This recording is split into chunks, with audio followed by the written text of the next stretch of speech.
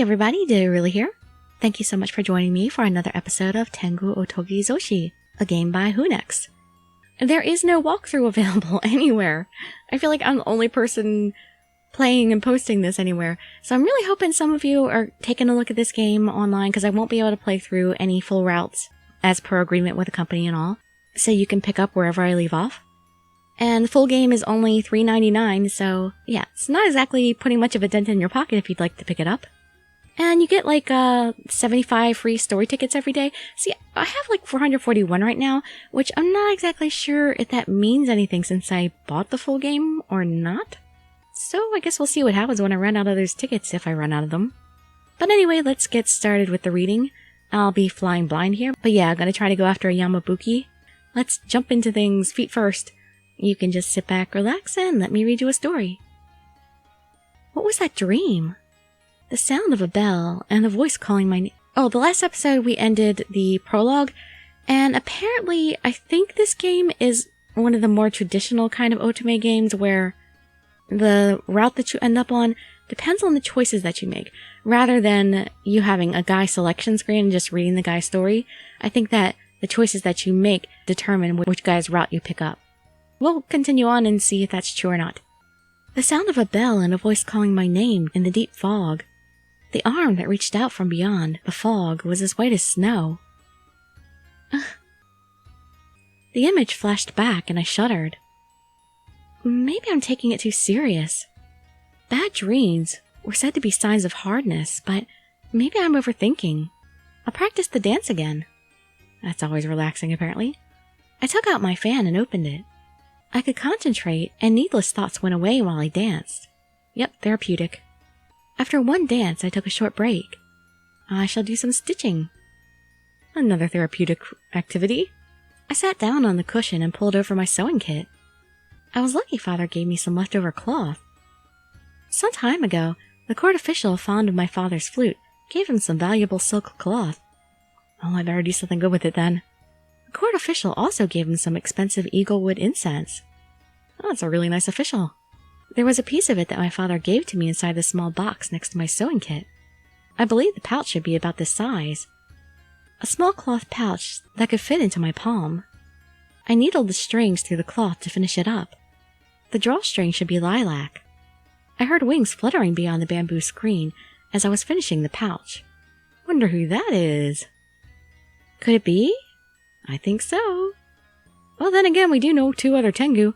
I looked up and saw somebody standing beyond the screen. Sumire. I reached out to the screen, but Yamabuki stepped into my room faster. What, are they trying to keep him out? I've learned that Tengu did not have consideration when stepping into my room, but I was glad to have somebody to talk to face to face. Teaching some manners. How have you been, Yamabuki? I rushed over because I wanted to see you. Was it my imagination? Or he sounded a bit excited. Talking to you is the most pleasant time I have recently, Yamabuki. Oh, I heard that the daughter of a noble family can't show herself in public. Yeah, I think I told you that myself. He muttered without interest and narrowed his purple eyes. Aren't you nervous? You'll be showing yourself in front of a gallery of people at the Gosechi dance, right? To Yamabuki's simple question, Oh, another choice. I get so nervous about these now because I don't know for sure. I love to dance. Somehow I think that would appeal to him most. I think he likes the fact that I love dancing. I love dancing, and I'm greatly honored to be chosen. Honored? Yamabuki tilted his head, his eyes shining in curiosity. It'll be the day of my life. It's not normal for somebody of a mid-level family to be able to participate in a festival that the emperor will attend. The dancer was meant to be from the family of a court noble, provincial governor, or court official. Ah, so it's quite an honor. However, it was taboo for noble women to show themselves, so a court noble would not offer his daughter as a dancer, but appoint the daughter of his subordinate from a mid-level family. That was why I was chosen as the daughter of father. So you're a substitute for the daughter of a court noble, right? But the court noble that trusts my father nominated me. I take no offense at that. That's because he thought I, as father's daughter, was worthy to trust. That's why I have to show a perfect dance. I see. I have no interest in humans' festivals, but I am sure God will respond to your dance. I made a bitter smile to his cool reaction. You could be a little more enthusiastic here. You're overestimating me, Yamabuki. I said what I thought, that's all. His words had emotion. Your dance has soul. I could not help but be attracted to it. That's the first time anybody said something like that. Yeah, he really likes my dancing. I felt my face getting hot to his sincere face. I'm not lying. As Yamabuki stepped closer to me, something hit his foot. It was the sewing kit. What is this? I was sewing a pouch. I moved the box over and took up the pouch.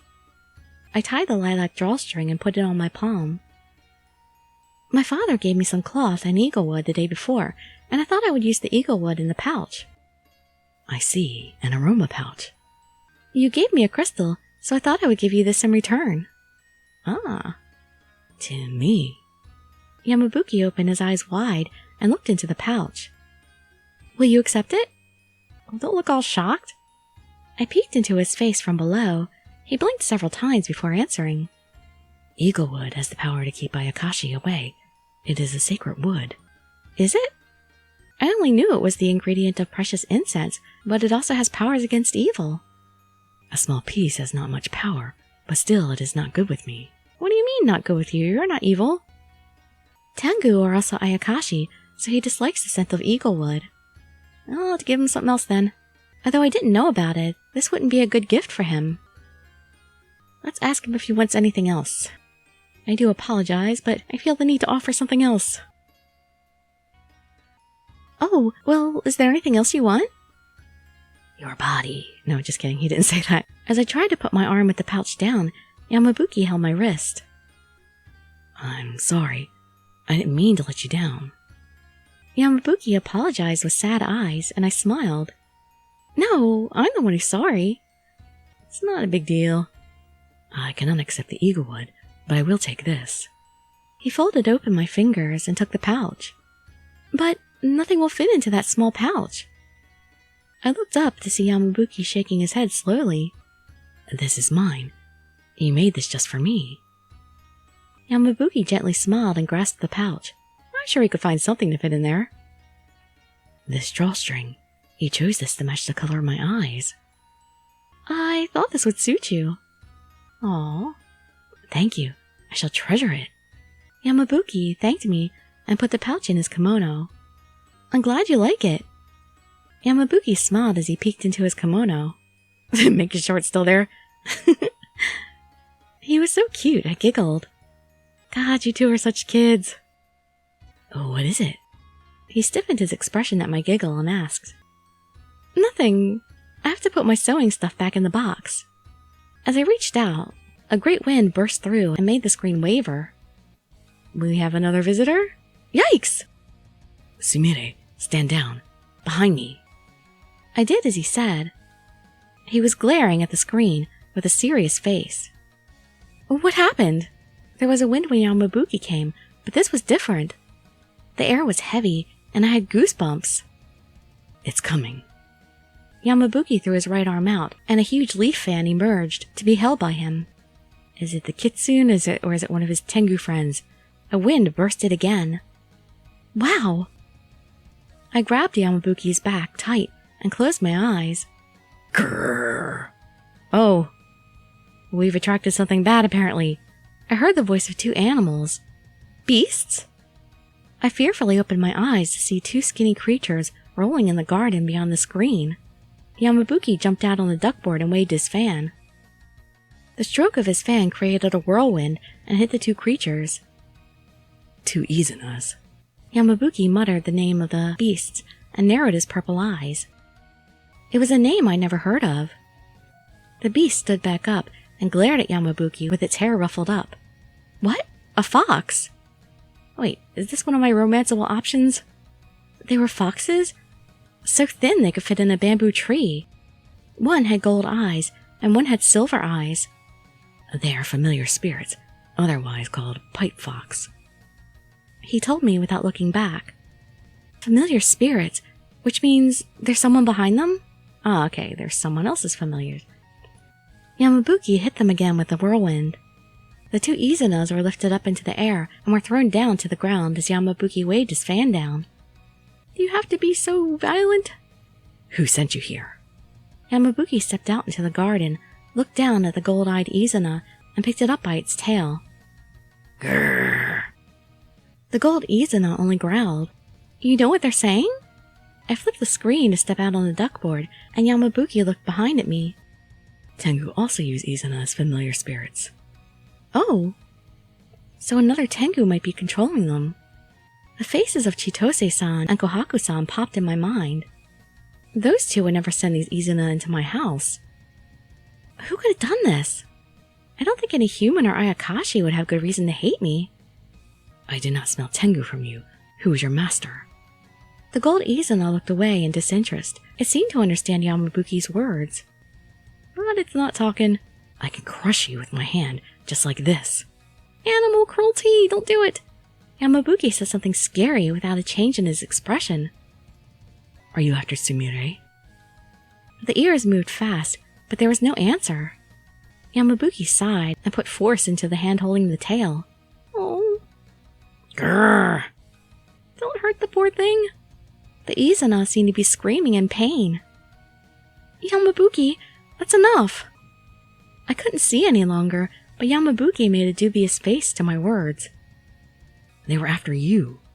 But I don't want to see them being killed. And I didn't want his hand to be stained by blood. You saved me, Yamabuki. I'm all right. Yamabuki stared at me for a while and let go of the Izuna. The gold Izuna dropped to the ground, shook its head, and went toward the silver Izuna still lying on the ground. She saved your lives. Go back to your master if you don't want to die. There will be no second time. I like that authority. The gold Izuna looked up at Yamabuki, held the silver Izuna's neck with its mouth, and ran away. They're gone. Are you all right? Thanks to you. Yamabuki stroked his arm and the huge fan disappeared. He was back on the duckboard as I wondered where the fan went. Oh, thanks for saving me. I did what I should have done. He looked up at the sky while saying it with a cool tone. What's wrong? The mountain is calling. Yamabuki was the guarding Tengu of Kurama Mountain, so maybe their spirits were connected. I'd say so. I could hear nothing, but perhaps he could. Well, it makes sense. Keep my feather and crystal close. They're strong enough to keep Izuna away. Yet they still came here anyway. His wings appeared as he said so. I'll come see you again. I'll be waiting. Yamabuki floated and touched my face. Aww. I'll protect you. Yes. My face was getting hot, and my words stuck in my mouth. See you. Bye-bye. Bye, Yamabuki. I didn't move a step until he was no longer able to be seen.